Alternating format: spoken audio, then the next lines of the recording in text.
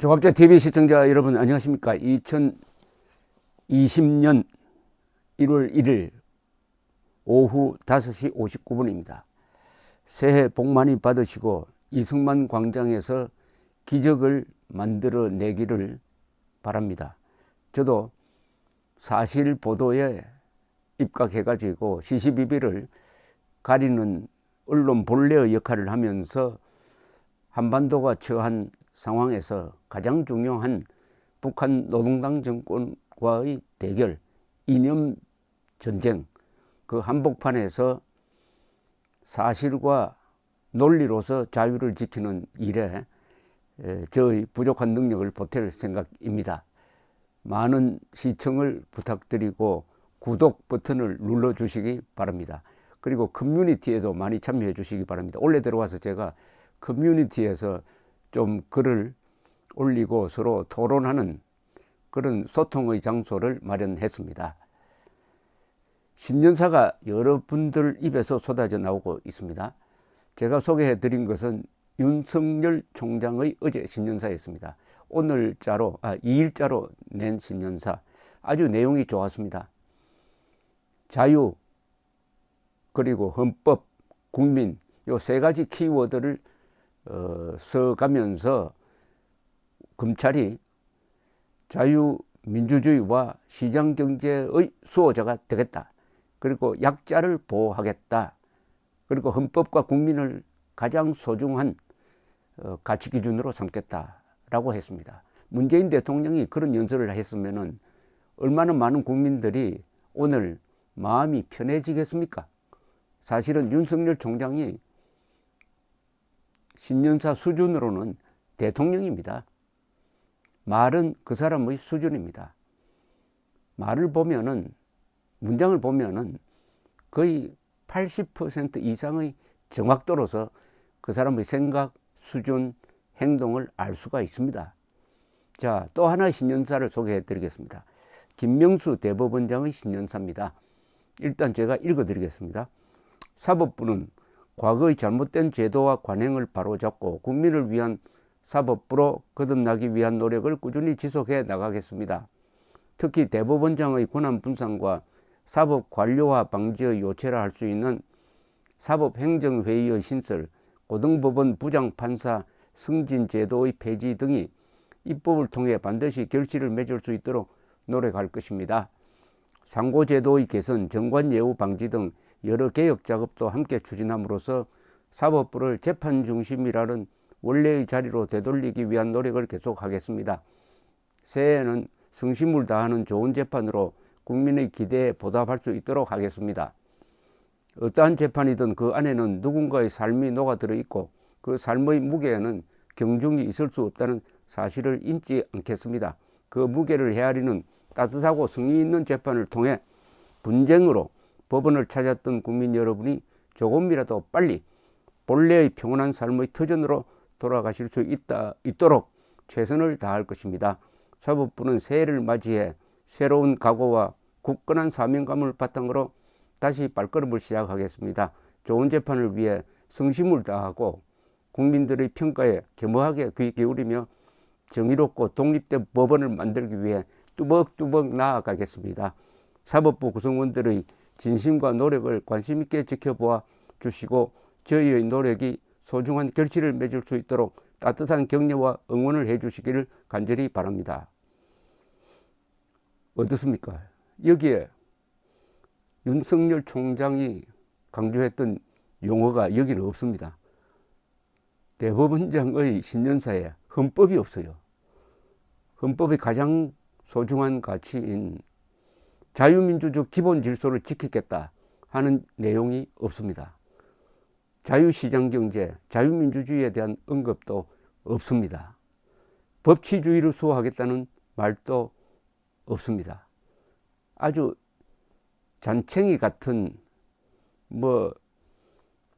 사법행정회의 신설, 고등법원 부장판사 승진제도, 상고제도의 개선, 정관예우 방지 등등등. 이게 지금 대한민국 사법부가 당면한 가장 큰 문제입니까?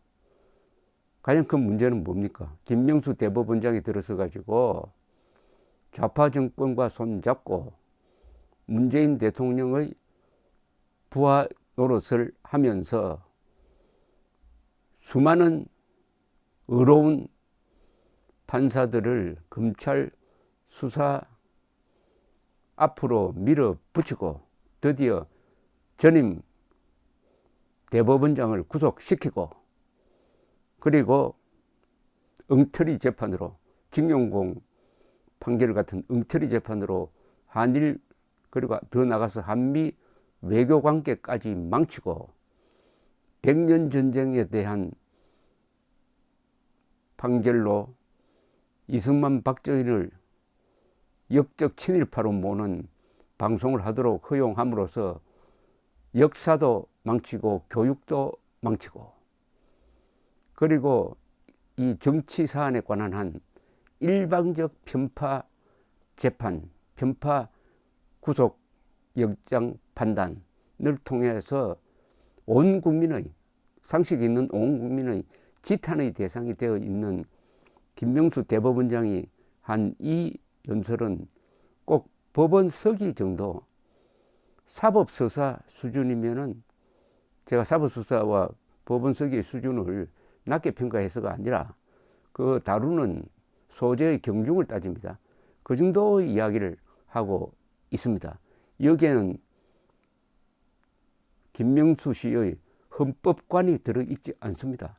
이 사람이 과연 법률 기술자냐 아니면은 자유민주적 기본 질서를 지켜야 하고 그렇게 하기 위해서는 북한 노동당 정권과 결탁한 남쪽의 종북 세력을 법으로서 제어하고 응징하는 제1차적 임무에 대해서 어떻게 생각하는지 하는 데 대한 이분의 의견을 전혀 드러내지 않고 있습니다. 특히 자유를 꼭 써야 할 텐데 대한민국의 법치의 제1목표는 자유를 지키는 것입니다. 자유에 부수된 생명과 재산, 행복 추구권을 지키는 것입니다. 그런데 거기에 대한 생각이 도무지 없어요. 이 글을 읽어보면은 너무나 가볍습니다. 윤석열 총장의 글은 무겁습니다. 그러니까 힘이 있어요. 이 사람의 글은 깃털 같습니다. 그리고 자질구레합니다. 자질구레해요. 김명수 대법원장을 배출한 부산고등학교 동문이 왜 규탄 성명서를 만들어 가지고 돌리고 500명 이상이 서명하고 대법원 앞에서 며칠 전에 기자회견을 했는지 바로 이 신년사가 해답을 주고 있습니다.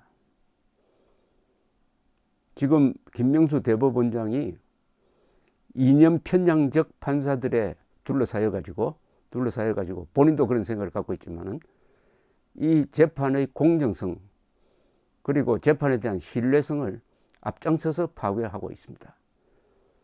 그리고 법관들이 정권으로부터 독립해 가지고 재판할 수 없는 분위기를 만들고 있습니다.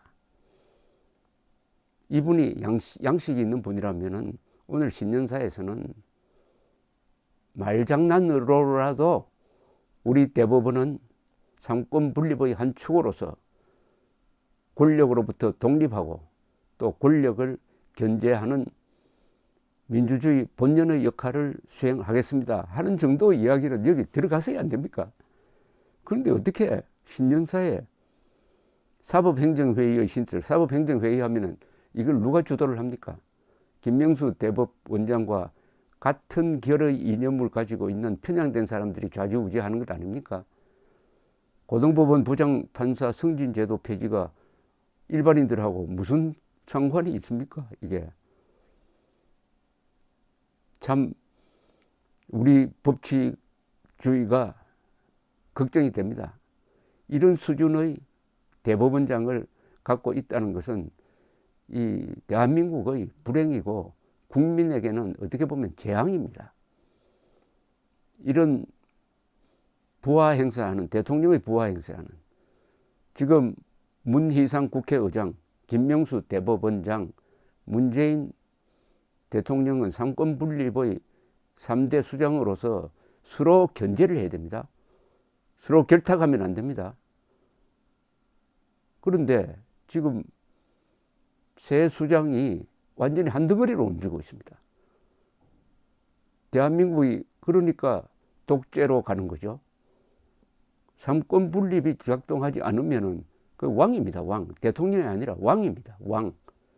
물론 이 경우에는 왕의 임기가 어떤 수를 쓰더라도 문재인 씨는 임기 변경이 안 되는 사람입니다. 임기를 변경할 것 같아 하려고 한다면은 그때는 정말 무서운 일이 일어나겠죠. 임기가 이제 2년 남은 사람이